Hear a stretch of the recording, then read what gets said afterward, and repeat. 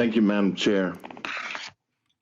Uh, Before I start, uh, can't help but comment on one of my colleagues, two gentlemen prior to me on the other side of the aisle, referencing identity politics. Well, on a topic such as this, and I appreciate the chairwoman pointing out our oversight duties, which is the bottom line. It just appears that one of the reasons that we're in this situation are statements and opinions such as that. So the good old boys network is still in place.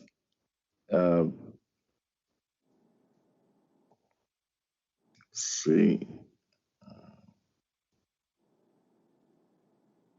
Mr.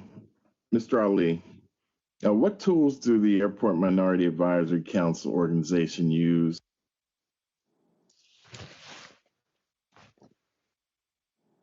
airports on runway side and the horizontal vertical side of civil builders?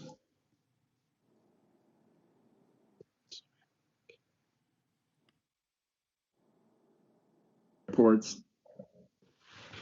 I'm not sure that the question was received. Did you receive the question? Part of it was. No, ma'am, I did not see the question. Could I ask Representative Payne to repeat the question?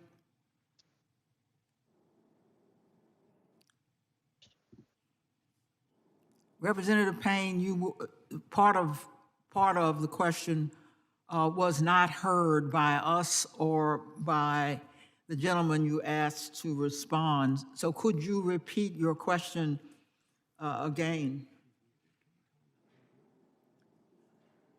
You may be muted. Could you unmute Representative Payne? Is that better? Yes. Oh, I'm sorry. I'm so sorry. Mr. Ali, what tools do the Airport Minority Advisory Council organization use to get more DBE contractors ready for work at airports on the air, runway sides, and the horizontal and vertical side of civil buildings? Can the federal government play a stronger role in developing more industry contractors at airports? Thank you, Congressman. Before COVID, we had lots of training and development that we did face-to-face at our annual conference when we talked around service delivery as well on the construction side and the service side. During the pandemic side, we've moved to webinars to be able to facilitate some of that training. As you can imagine, certain contracts in construction for the DB program, but a lot of that is your social networks. And so those social networks in business allow for people to participate more readily than others.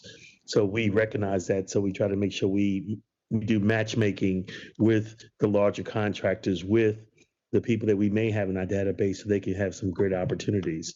We also have regional directors throughout the region, throughout the country, so that they can align and find themselves to do more partnerships with that.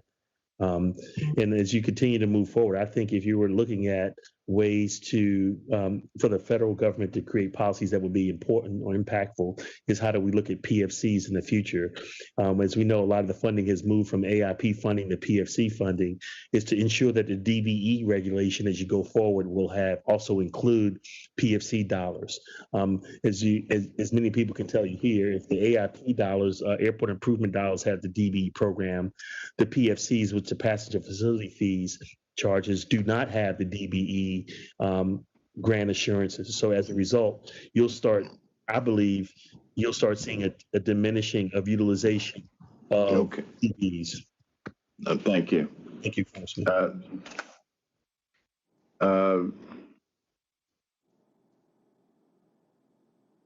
See, Mr. McDonald, We've heard positive things about Broward County's funded capital construction program.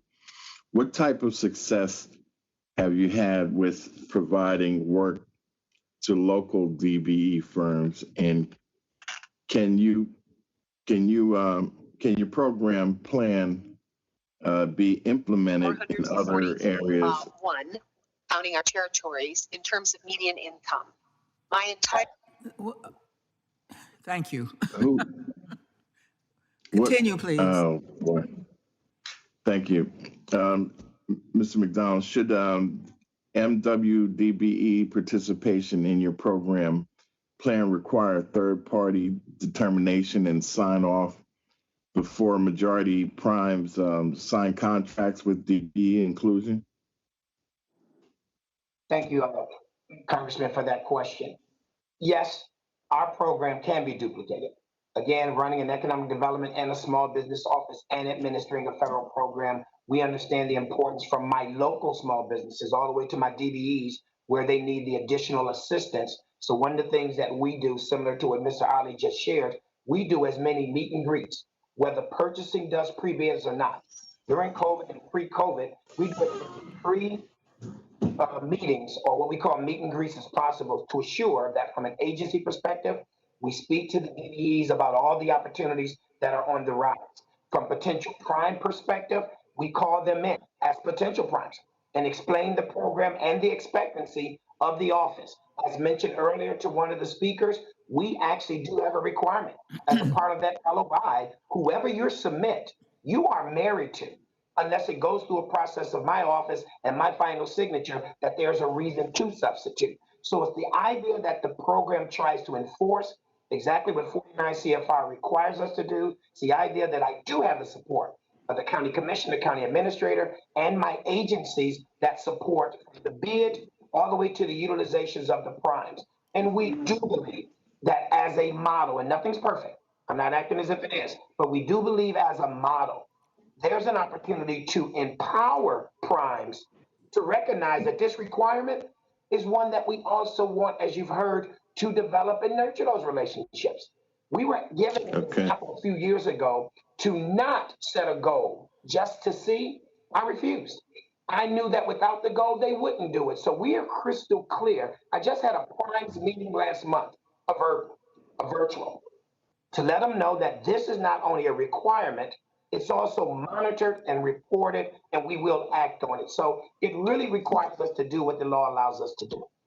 Thank you very much, and Madam Chair, I yield back.